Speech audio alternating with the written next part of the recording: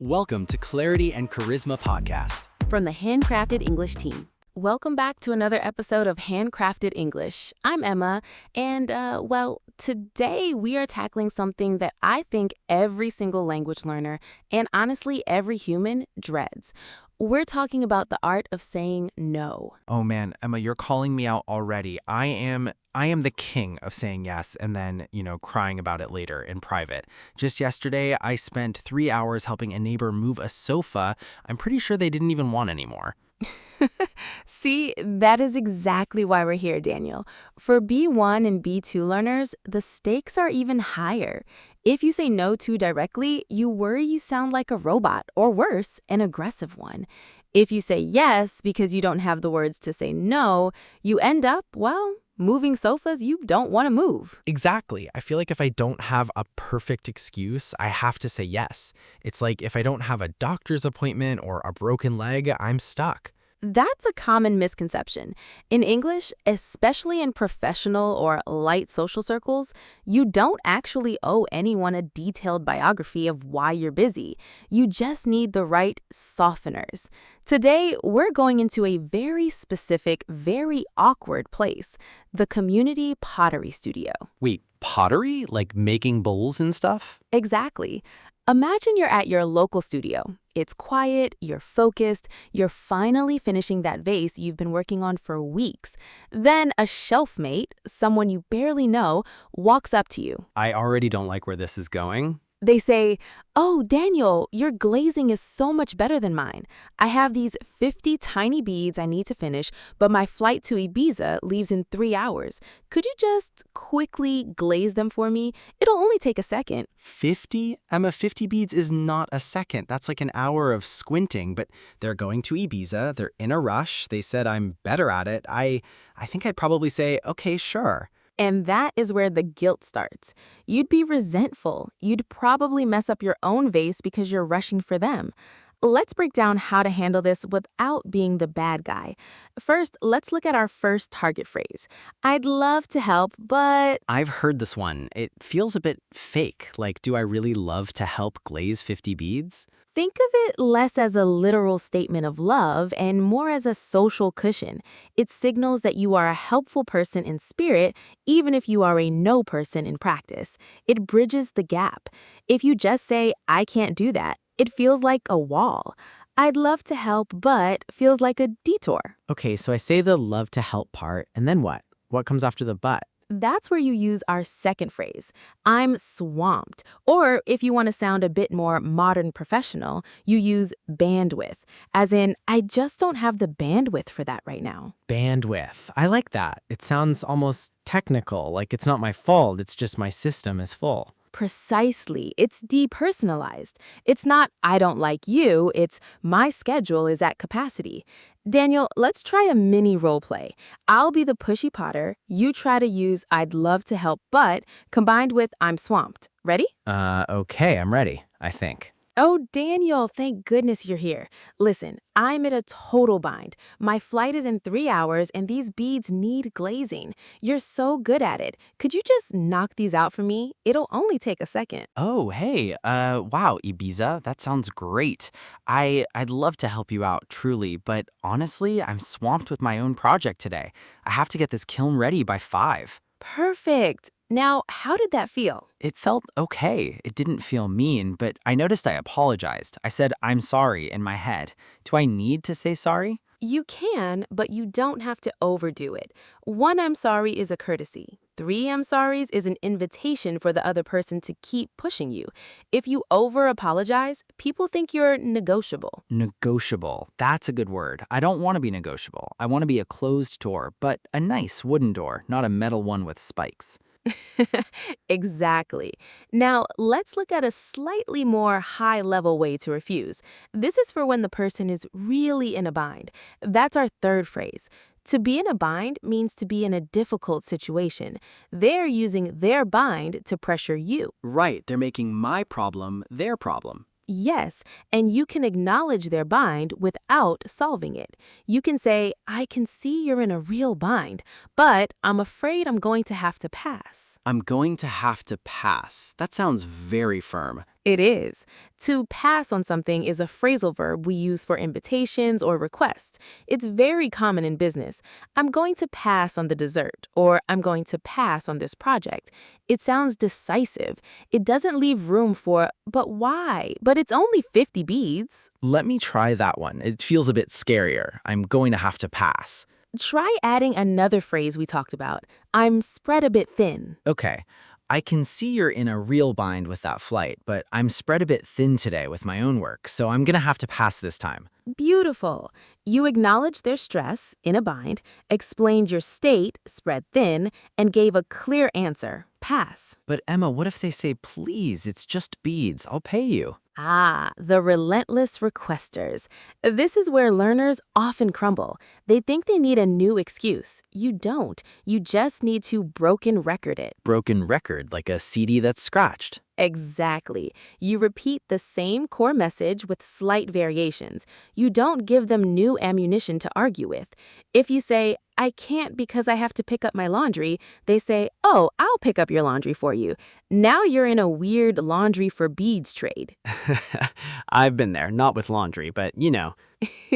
If you just keep it to, I don't have the bandwidth, or I'm spread thin, there is nothing for them to fix. You are the one who is busy. They can't fix your busyness. That is actually really empowering. It's like I'm in control of my thinness. You are. Now, let's talk about the guilt. Why do we feel it? Usually, it's because we confuse being helpful with being available. Yeah, I always feel like if I can do it, I should do it. But in a language like English, especially in Western cultures, time is viewed as a personal resource. Guarding your time isn't rude, it's considered professional or self-respecting. When you use phrases like I'm swamped or I'll have to pass, you're actually signaling that your work is important. So by saying no to the beads, I'm actually telling people that my pottery, my vase, is valuable. Exactly. It changes the dynamic. You go from being the person who glazes things for others to the artist who is busy with their own work. I like that. I want to be the busy artist. Let's look at our last few phrases before we do a final full-speed roleplay. We have, I'm afraid I can't, and I'm not in a position to. In a position to? That sounds like I'm a CEO or something. It's great for B2 learners who want to sound more formal. I'm not in a position to help with that right now. Basically means I don't have the authority, the time, or the energy. It's a very polite way to put up a very strong fence. I'm not in a position to. Okay, I'll save that one for my boss, or maybe my very pushy aunt. Perfect. Now, let's try to put it all together. I'm going to be the shelfmate again. I'm going to be very, very pushy. You need to use at least 3 of our target phrases to shut me down nicely. Okay, Daniel, let's do this. I'm going to be the most persistent potter you've ever met. I'm going to use every trick in the book to make you feel like you have to say yes. You just keep your wooden door shut using our phrases. Ready? Ready. I've got my clay, I've got my vase, and I've got my boundaries. Let's go. Daniel. Oh, thank goodness. Look, I'm in a massive bind. My Uber to the airport is literally 6 minutes away, and I just realized I forgot to glaze these 50 ceramic beads for my sister's wedding. You're the only one here I trust with detail work. Could you just, please, just knock them out for me? It's a huge favor, I know. Oh, wow. 6 minutes? That's a really tight window. I can see you're in a real bind, and it sounds like a lovely gift for your sister, but honestly, I'm gonna have to pass this time. I'm spread a bit thin with my own projects today. But Daniel, you're so fast at glazing. You could probably do it in 20 minutes. I'll even pay for your studio fees next month. I'm desperate here. If they don't get in the kiln now, they won't be ready when I get back. I appreciate the offer for the studio fees, truly, but like I said, I just don't have the bandwidth today. I'm swamped with this vase. It's for a commission, so I'm afraid I can't help you out. Is it because of the detail? I can show you exactly how to do it in like 30 seconds. Please, I'll owe you my life. Look, I'm really sorry you're in this position, but my answer is still no. I'm not in a position to take on extra work right now. I hope you find someone else to help, though. And scene. Daniel, that was incredible. You didn't budge. How did that feel?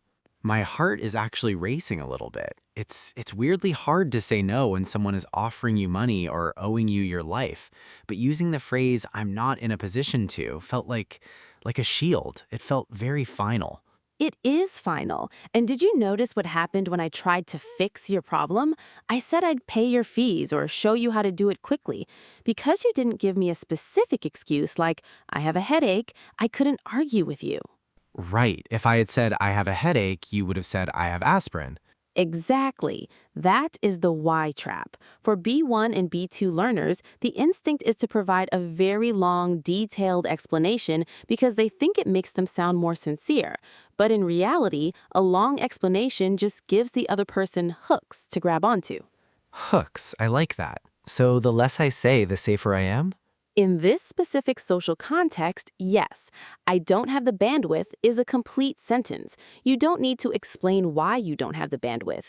Maybe you're tired. Maybe you want to go home and watch Netflix. Maybe you just don't like glazing beads.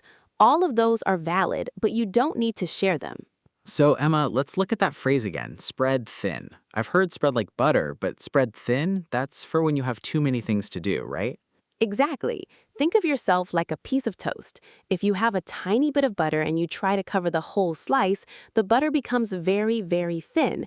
You might even tear the bread. When you are spread thin, you're telling people that if you take on one more thing, you're going to break. It's a very visual, very evocative idiom. That's exactly how I felt with the sofa moving neighbor. I was already spread thin with my own work, and adding the sofa just tore the bread. Exactly.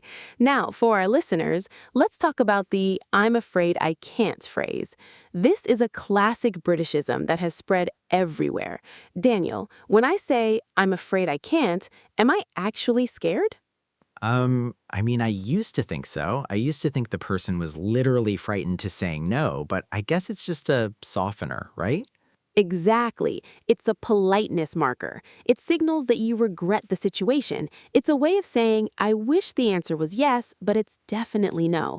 It's much softer than just saying, I can't. I'm afraid I can't help you with your beads.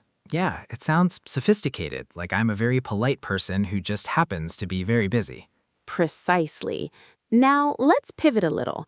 What if the person is a friend, not just a shelf mate at a pottery studio, but a real friend? Does the language change? I hope so. If I told my best friend I don't have the bandwidth, he'd probably laugh at me and ask if I've been reading too many business books. You're right.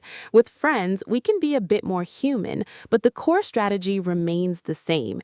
Instead of bandwidth, you might say something like, I'm just really overwhelmed this week, or I'm at my limit. You're still focusing on your own state of being rather than the favor itself. I'm at my limit. I like that. It sounds honest. It is honest, and that's the secret to saying no without guilt. Most people feel guilty because they feel like they're being dishonest or mean. But when you use these phrases, you're actually being very honest about your own capacity. You're respecting yourself, which, believe it or not, actually makes other people respect you more. It's a bit of a paradox, isn't it? By saying no, I might actually be making the relationship stronger because I'm not becoming resentful. Look at you, Daniel, getting all philosophical, but you're 100% right. Resentment is the silent killer of friendships. If you say yes to the 50 beads and then spend the whole hour angry at your friend, that's much worse than a polite no at the beginning. Okay, so we've covered swamped, bandwidth, in a bind, pass, and spread thin. I feel like I have a whole tool belt now. But what if they don't take no for an answer? What if they just keep standing there? Ah, the awkward silence. This is the final boss of saying no. Daniel, what do you usually do when there's an awkward silence after you say no? Oh, I fold immediately. I start babbling. I say, well, I mean, I guess I could do 10 of them, or maybe I can stay late. I just want to fill the silence with yes words. That is the Babble Trap, and it's exactly what the pushy person is waiting for. They are using the silence as a vacuum to suck a yes out of you. To beat the awkward silence, you need to use our final technique, the pivot to someone else. The pivot. Yes, you say no to the task, but yes to a different solution that doesn't involve you. For example, I'm afraid I'm going to have to pass, but have you asked Sarah? She's usually here on Thursdays and she's a glazing expert. Oh, so I'm still being helpful. I'm helping them find a solution. I'm just not being the solution. Exactly. You're pointing them in a new direction. It breaks the deadlock. It gives them something to do that isn't staring at you expectantly. I can't do it, but maybe the studio manager has some spare time. Perfect. You're being a resource, not a servant. This is life-changing, Emma. Seriously. I feel like I've been living in a yes prison and you just handed me the keys. Laughs. Well, don't go too crazy and start saying no to everything. Daniel, do you want some free pizza? I'm afraid I'm going to have to pass on the pizza, Emma. I'm spread too thin. Laughs. Okay, maybe not to pizza. Never to pizza. Good. Now, before we wrap up, let's do a quick lightning round for our listeners. I'll give you a situation and you give me the best phrase to use. Ready? Let's do it. I'm ready. Situation 1. A coworker asks you to quickly proofread a 20-page report at 4:45 p.m. on a Friday. Oh, definitely, I don't have the bandwidth for that right now. And maybe I'm swamped with my own end-of-week tasks. Great. Situation 2. A friend asks you to cat sit for 2 weeks, but you're already planning a massive home renovation. I'd love to help, but I'm spread a bit thin with my house stuff right now. I'm gonna have to pass. Perfect. Situation 3. A distant cousin you haven't talked to in 5 years asks for a small loan because they're in a bind. Oh, this is the big one. I can see you're in a real bind, but I'm not in a position to help with that. Boom. 10 out of 10. Daniel, you are officially a no master. I feel like it. Now I just need to go find that neighbor and tell him I'm passing on his next furniture move. Laughs. Maybe start small. To our listeners, don't feel like you have to be perfect at this immediately. Start with one phrase. Try, I'm swamped next time someone asks for a tiny, annoying favor. See how it feels. Notice that the world doesn't end when you say no. And notice how much more time you have for your own pottery, whatever that is for you. Exactly. Well, that's all for today's episode of Handcrafted English. We hope this gives you the confidence to protect your time and your energy. And remember, a no to someone else is a yes to yourself. Ooh, I like that. We should put that on a t-shirt.